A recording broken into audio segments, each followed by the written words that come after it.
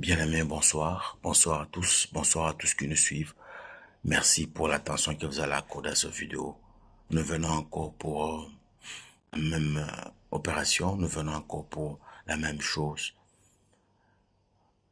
Merci parce que Dieu nous donne la vie, parce que Dieu fait que nous puissions nous rencontrer. Merci parce que Dieu, dans sa grâce, dans sa miséricorde, il permet à ce que nous puissions être ensemble avec vous. Aujourd'hui, je voudrais qu'on puisse continuer avec ce qu'on a commencé. Nous sommes dans la deuxième partie de ce qu'on a intitulé le combat. Dans les vidéos passées, nous avons parlé du combat. Nous avons introduit le combat. Nous avons dit que le combat que nous sommes en train de mener est au niveau mental. C'est un combat entre le ténèbre et la lumière. C'est un combat entre la vérité de Jésus et le mensonge de Satan. C'est un combat entre les choses qui sont faites dans le monde invisible, les choses qui sont faites dans le monde des ténèbres. Et nous avons dit que la Bible nous dit de lutter. La Bible nous recommande de lutter. De lutter. Et la Bible nous a aussi dit que ce combat, ce n'est pas un combat qui est charnel. Ce n'est pas un combat qui est physique. Ce n'est pas un combat qui engage le sang. Alors aujourd'hui, je voudrais qu'on puisse un peu parler en détail en regardant maintenant quelles sont les forces invisibles du mal qui viennent pour nous faire le combat. Quelles sont ces forces? Comment elles sont constituées? Quelles sont quelles sont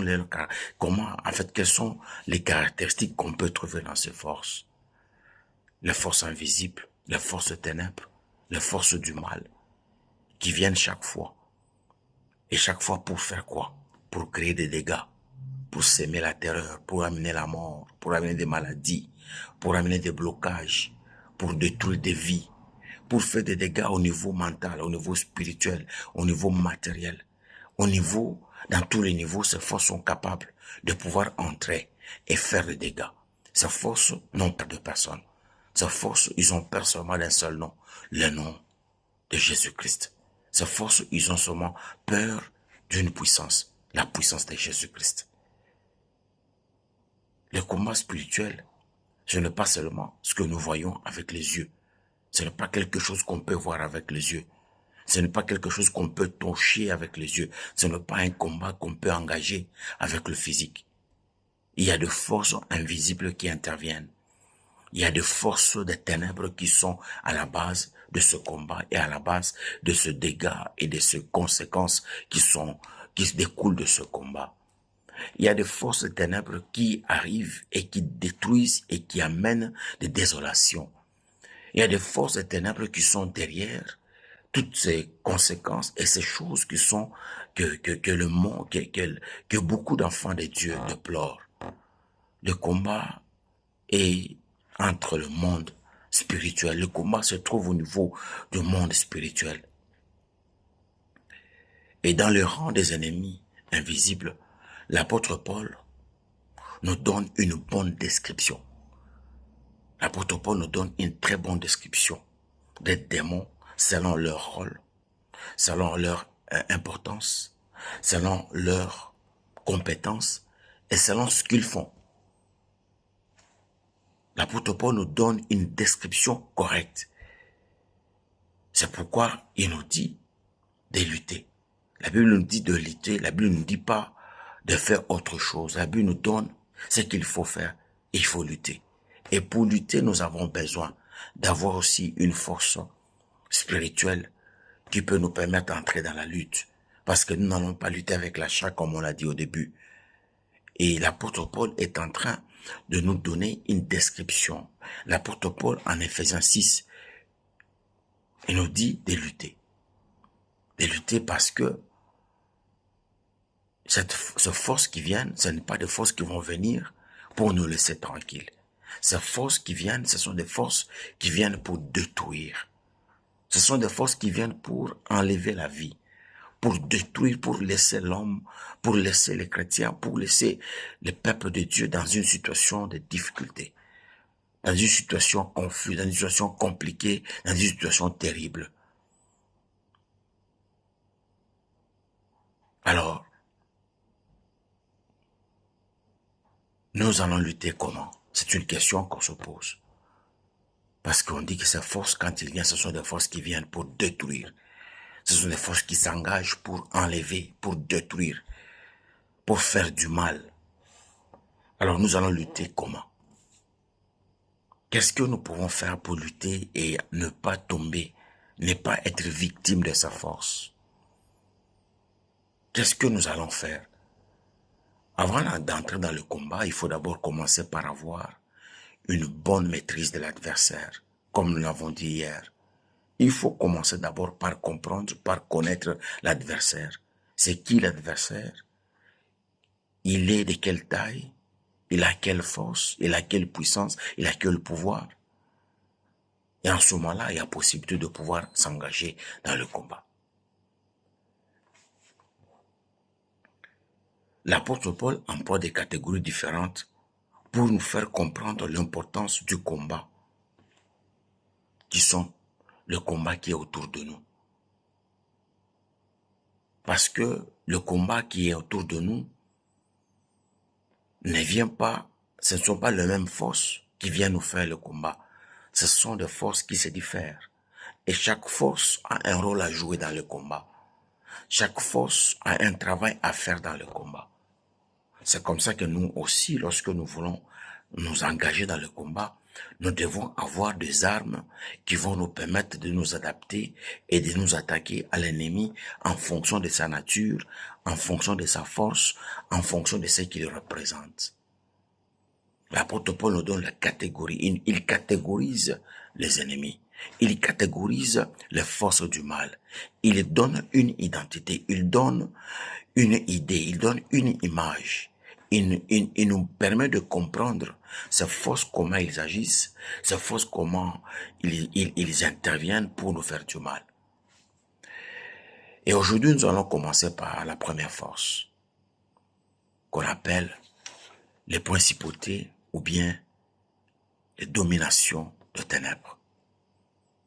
Parce que là, en Ephésiens 6:12, nous avons lu, et que nous pouvons encore lire, c'est dit que car nous n'avons pas à lutter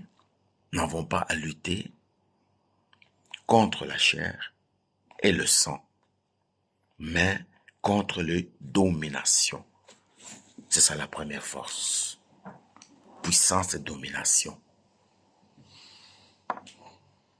La première force, c'est la puissance de domination.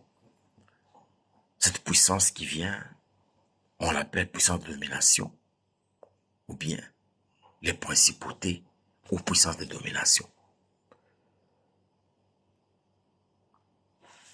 Ici, nous avons le premier démon, la première force des ténèbres qui intervient, la première force des ténèbres qui vient pour causer, pour faire des dégâts, qui sont des dégâts matériels, des dégâts physiques, des dégâts mentaux, des dégâts spirituels, des dégâts dans tous les sens.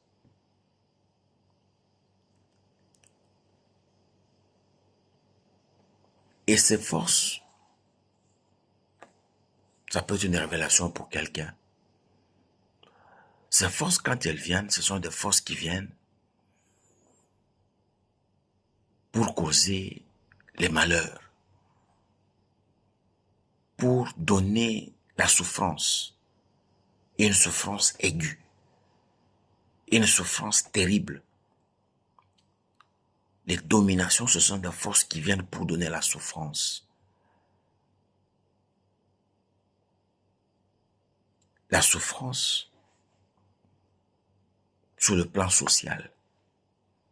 Je vais vous expliquer. Ces forces, ou bien ces dominations, ou ces démons, ils agissent souvent dans les gouvernements de pays, dans la politique, dans la vie des rois, de princes, de présidents, des gens qui gouvernent. dans les systèmes monétaires, dans les systèmes bancaires, dans les systèmes économiques. Ce sont ces démons qui sont là. Ce sont des démons qui sont présents dans ces systèmes-là, de systèmes qu'on vient de citer.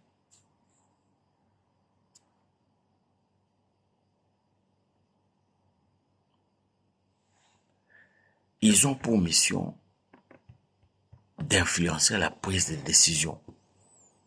C'est-à-dire quand les décisions doivent être prises, ça doit être des décisions qui font mal, des décisions qui font souffrir, des décisions qui amènent la souffrance, des décisions qui n'honorent pas Dieu, des décisions qui font que les gens puissent mourir, les gens puissent tomber malades, des gens puissent souffrir, des décisions qui peuvent amener des guerres à gauche, à droite. Ces décisions proviennent de ces démons parce que ces démons sont au contrôle de ceux qui gouvernent. La plupart des gens dans les gouvernements sont esclaves de ces démons. La plupart des gens qui sont dans beaucoup d'organisations qui sont très influents sur cette terre, dans le monde, sont au contrôle de ces démons. La plupart des présidents, des princes, des rois, des ministres, des parlements, des gouvernements sont au contrôle de ces démons. Ce sont ces démons qui donnent des ordres. Ce sont ces démons qui donnent des calendriers, qui donnent des agendas, si on peut le dire comme ça. Des agendas. Ce sont ces démons qui dictent les choses qui doivent être faites, les décisions qui doivent être prises.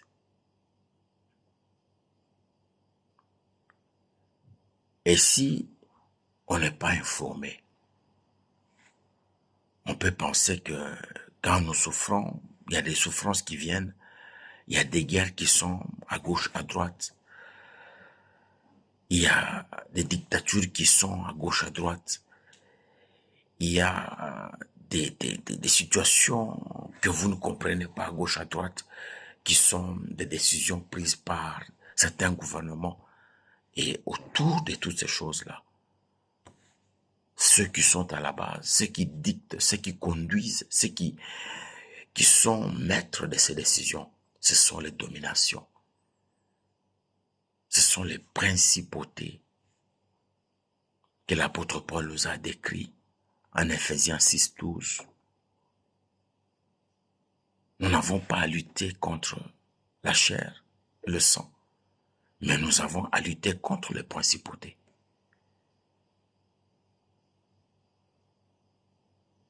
Nous avons à lutter contre le pouvoir de ces principautés. Ils influencent le Parlement. Ils influencent la prise des décisions en poussant les hommes qui gouvernent à toujours prendre des décisions diaboliques, des décisions qui versent le sang de foi, des décisions qui peuvent même pousser à fermer des églises, par exemple, des décisions qui peuvent pousser des gens à des situations très difficiles, très compliquées, que vous n'avez pas idée. Ces démons qu'on appelle des dominations, ils sont à la base des décisions qui sont en train d'opprimer les hommes, qui oppriment les hommes, qui oppriment les hommes, des décisions qui sont, comment on peut dire, des décisions qui sont inexplicables. Et avec la suite, nous allons voir quel type d'armes, nous, en tant qu'enfants de Dieu, lorsque nous nous trouvons dans de pareilles circonstances, dans de pareilles situations, qu'est-ce que nous pouvons prendre? Quel type d'armes que nous pouvons utiliser pour résister à ce genre de décisions, par exemple, décisions qui sont prises, n'est-ce pas, par l'influence des dominations, des décisions qui sont prises par l'influence des principautés.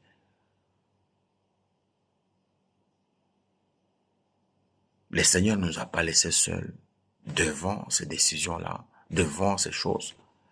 Dieu a toujours prévu quelque chose. Notre Dieu a prévu une solution. Il a prévu quelque chose que nous pouvons faire pour sortir victorieux devant ces décisions-là, pour être au-delà, pour être en dehors de ces décisions.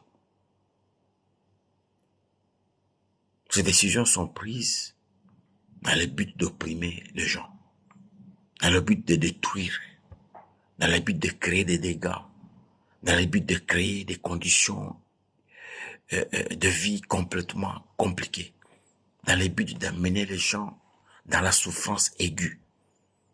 Et vous avez l'habitude d'écouter des mots qui viennent. Oh, il y a récession par exemple.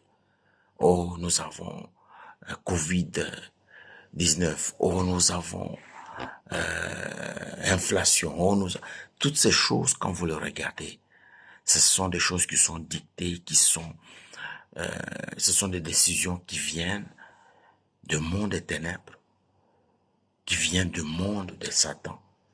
Et il les communique à ceux qui gouvernent, à ceux qui sont dans des postes influents sur cette terre.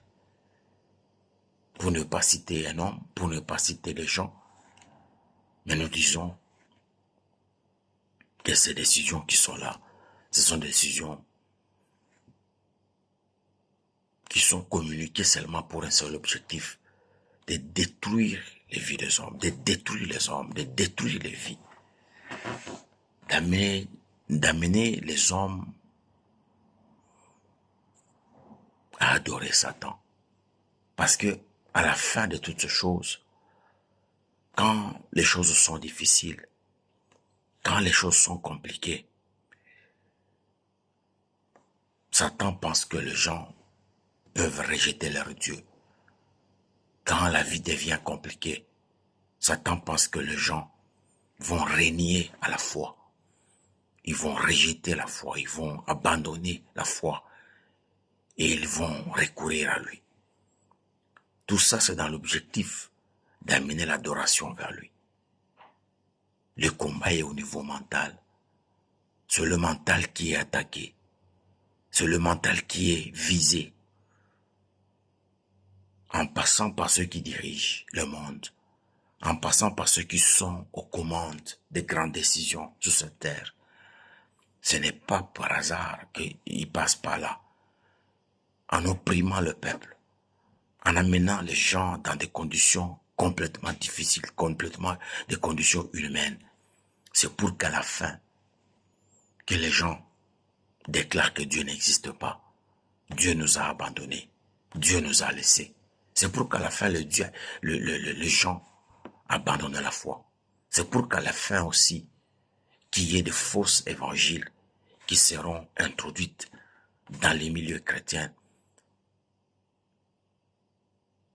C'est pour qu'à la fin, les gens ne puissent plus croire en Jésus-Christ. C'est pour qu'à la fin, les gens ne puissent plus avoir cette foi. Que les gens ne puissent pas écouter la parole de Dieu. Parce que la Bible dit, la parole de Dieu nous donne la possibilité d'avoir la foi. La foi vient de ce que nous entendons. Et ce que nous entendons vient de la parole de Dieu. Et ici, quand on opprime les gens, quand ces démons agissent à travers ceux qui dirigent le monde, ceux qui sont dirigeants, ceux qui sont dans des gouvernements, dans des parlements, et ceux qui sont à la tête des pays, ceux qui sont en charge des populations. C'est dans le but de contenir la population, c'est dans le but de travailler le mental, dans le but de détruire le mental. Et une fois que le mental est détruit, une fois que on n'a plus confiance, une fois qu'on n'a plus la foi en Christ, une fois qu'on n'a plus la foi en Jésus-Christ, il est très facile de pouvoir gober tout ce qui peut venir. Il est très facile, le terrain devient très facile, le terrain devient un terrain très facile, un terrain que le diable peut utiliser facilement, et en ce moment-là, l'adoration peut lui revenir. Bien-aimés, nous n'avons pas lutté avec la chair n'avons pas à lutter avec le sang. Nous avons à lutter avec une force supérieure. Et cette force supérieure, nous la trouvons qu'en Jésus-Christ. Cette force supérieure, nous la trouvons qu'en celui qui, par sa force, par sa puissance, par son autorité, à la croix de Golgotha, il a pris le diable, il l'a exposé et il a dépouillé de tout ce qu'il avait. Il a dépouillé de son mensonge, il a dépouillé de sa stratégie, il a dépouillé de sa domination, il a dépouillé de toute sa force et il l'a rendu nul, inutile.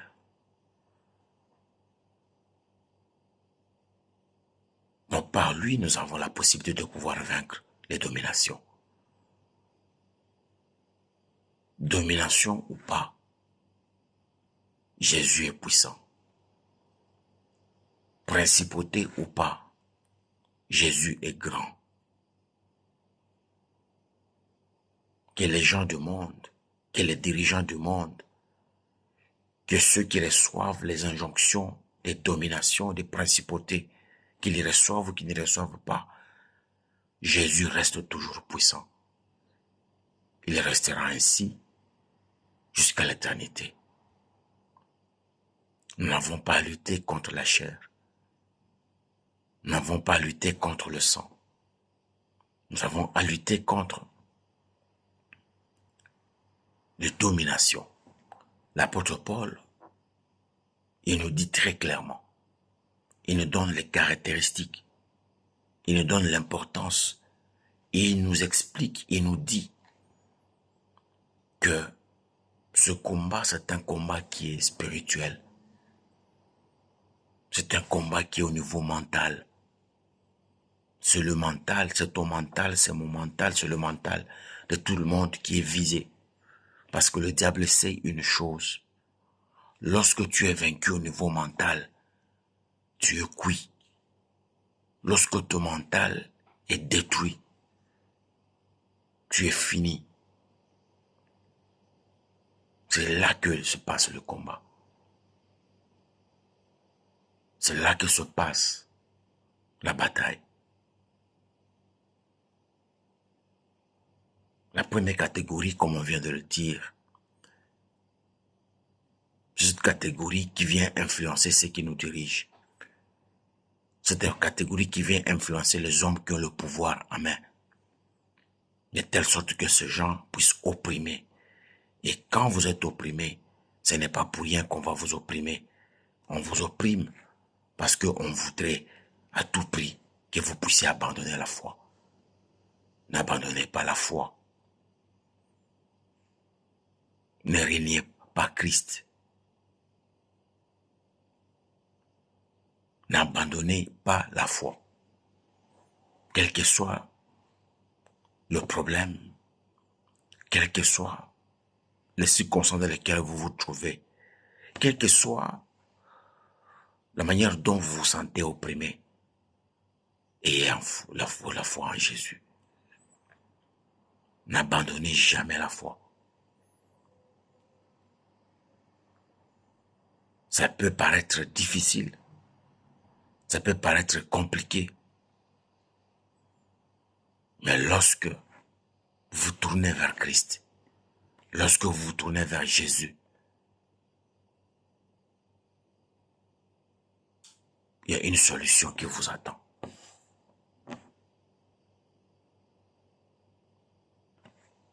Ephésiens 6:12 nous dit clairement que nous devons lutter. Les principautés peuvent être là d'accord. Les décisions peuvent être prises dans les buts de nous opprimer d'accord. Ceux qui nous dirigent et nous gouvernent peuvent être utilisés et peuvent recevoir des injonctions de ces dominations. Nous acceptons d'accord. Mais il une vérité que personne ne peut effacer, que personne ne peut enlever. Jésus-Christ, il est le même hier, aujourd'hui et éternellement. Ce qu'il a fait hier, il est fait aujourd'hui et il le fera encore demain. Si hier, il a chassé les démons, si hier, il a rendu libre ceux qui étaient capturés par le diable, si hier, il a guéri les malades, si hier, il a marché sous l'eau, il n'a pas changé. Il est le même encore aujourd'hui. La même chose qu'il a fait là, il peut encore le faire avec nous aujourd'hui. Nous n'avons pas lutté contre la chair. Nous n'avons pas lutté contre le sang. Nous n'avons pas lutté contre le physique. Nous sommes dans un combat spirituel. Dans les combats spirituels, il faut reconnaître, il faut d'abord commencer par identifier l'adversaire. Identifie l'adversaire. Connais bien l'adversaire. Et regarde quel type d'arme que tu peux utiliser. Jésus ne nous a pas laissés comme ça. Bien que l'adversaire est là. Bien que l'adversaire cherche à nous opprimer. Mais nous avons des armes qui sont à notre disposition, que nous pouvons utiliser et faire face à cet adversaire et le vaincre. Nous avons des armes.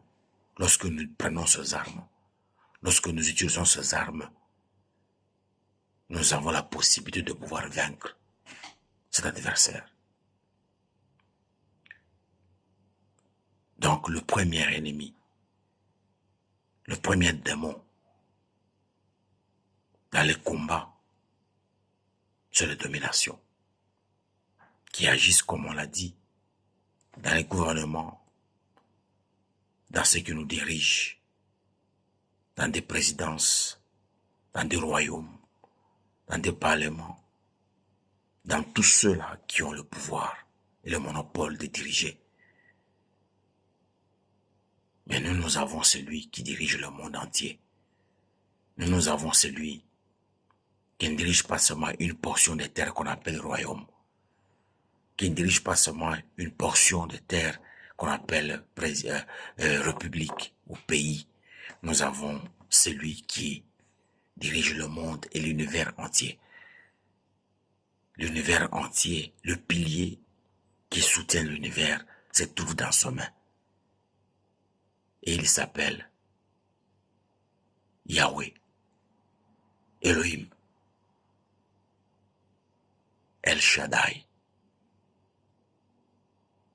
Il est celui qui, par sa bouche, il a amené à l'existence les choses que nous voyons, même ce que nous ne voyons pas. Nous n'avons pas à avoir peur de domination. Nous n'avons pas à avoir peur des décisions qui sont prises à gauche, à droite. Nous n'avons pas à avoir peur des positions qui sont prises à gauche, à droite. Oh, le gouvernement a dit.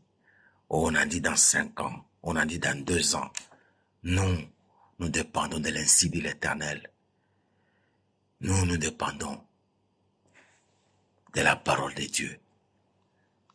Nous ne dépendons pas des décisions des hommes. Les hommes peuvent décider. Les hommes peuvent chercher à nous opprimer. Les démons peuvent influencer ceux qui nous gouvernent. Mais nous avons celui qui est plus puissant, qui est plus fort. Quand il se met debout, tout le monde tremble. Quand il marche, il écrase tout sur son passage. Jésus-Christ, le roi de gloire.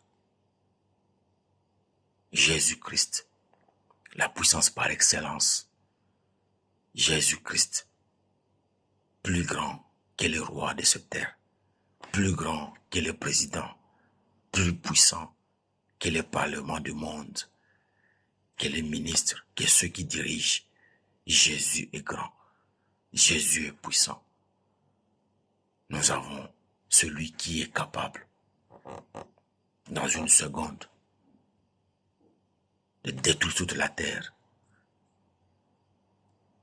Aucune bombe atomique, ou bombe nucléaire, ou arme nucléaire ne peut résister au-devant de lui. Il est le Dieu. En Jean 1:1, il est écrit, au commencement était la parole, et la parole était avec Dieu. Et c'est cette parole qui a amené à l'existence toute chose. C'est cette parole qui a la force et la puissance de décider sur notre vie.